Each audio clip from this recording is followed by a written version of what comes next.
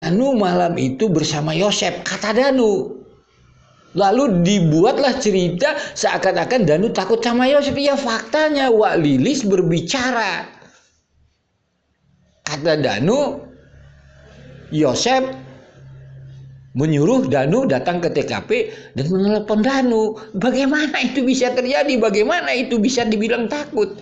Berubah, nggak ada yang ngada-ngada, nggak ada yang bohong-bohong, semuanya sesuai. Gitu. Ya, awalnya Danu menyatakan bahwa Bu Tuti dibunuhnya di kamar Amel, gitu. Nah, ternyata dari hasil lapor di situ tidak ditemukan DNA Bu Tuti sendiri. Salam analisa, salam kehidupan, salam sehat. Sahabat-sahabat akad, tolong disimak sampai habis biar tidak gagal paham.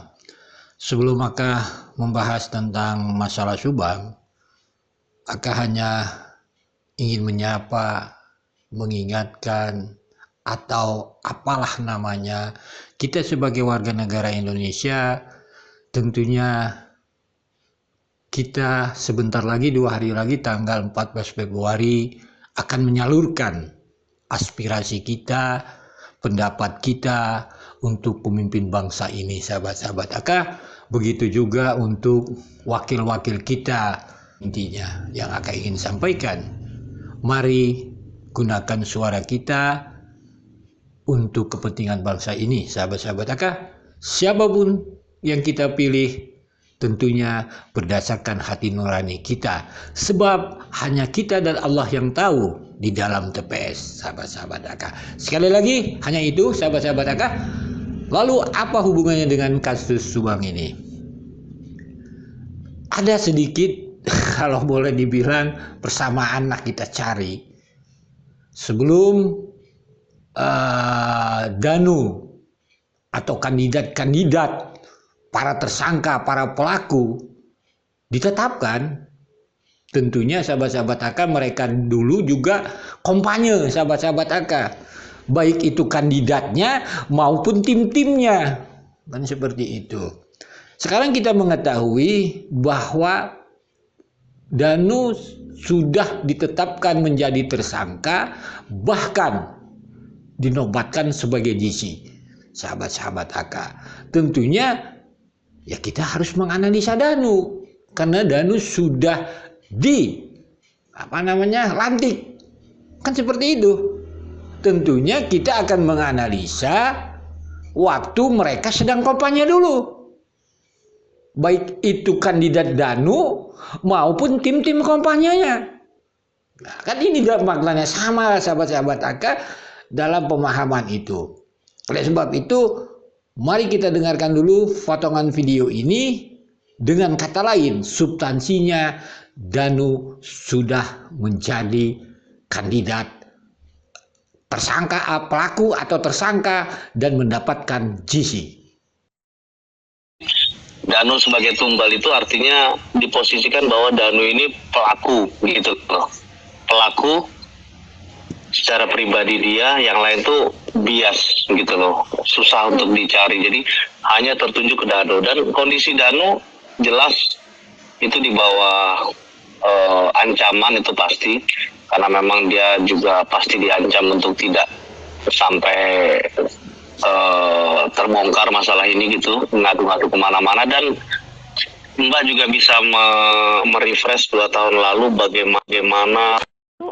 Jadi Danu itu ditelepon sama Yusef, suruh ke sana, langsung suruh masuk ke rumah gitu. Pas rumahnya katanya lihat berantakan gitu. Jadi sebelum itu dia yang nyuruh, itu Yusef itu yang nyuruh. Sahabat-sahabat Aka, itu keterangan pengacara hukum Danu.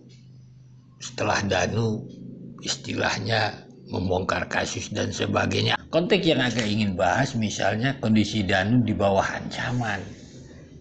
Kan seperti itu. Siapa yang mengancamnya? Kan dari awal Aka bertanya itu, gitu. Kenapa?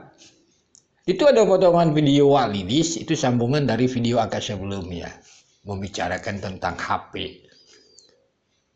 Kalaulah kita melihat rekonstruksi, keterangan-keterangan rekonstruksi dan apapun tentang Danu, masuk di akal enggak? Danu takut dengan Yosef. Bahkan Danu datang ke Wak Lilis melapor, disuruh Yosep, ditelepon Yosep.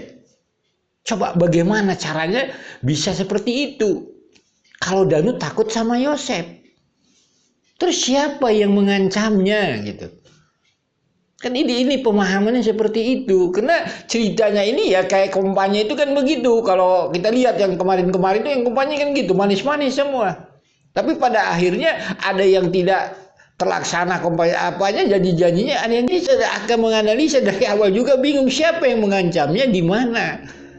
Dalam analisa Aka, tidaklah mungkin Danu ini kalau bersama Yosep dia mengadu kepada Wak Lilis pagi-pagi. Kan begitu sahabat-sahabat Aka. Pemahamannya seperti itu sahabat-sahabat Aka. Sekali lagi, di sini memang kalau kita lagi membahas nanti tentang Pak RT. Nah, nanti kita itu membahas tentang Pak RT yang katanya nantilah. Mari kita lanjutkan tentang substansi ini. Sekali lagi bayangkan sahabat-sahabat Aka. Danu malam itu bersama Yosep, kata Danu. Lalu dibuatlah cerita seakan-akan Danu takut sama Yosep. Ya faktanya Wak Lilis berbicara.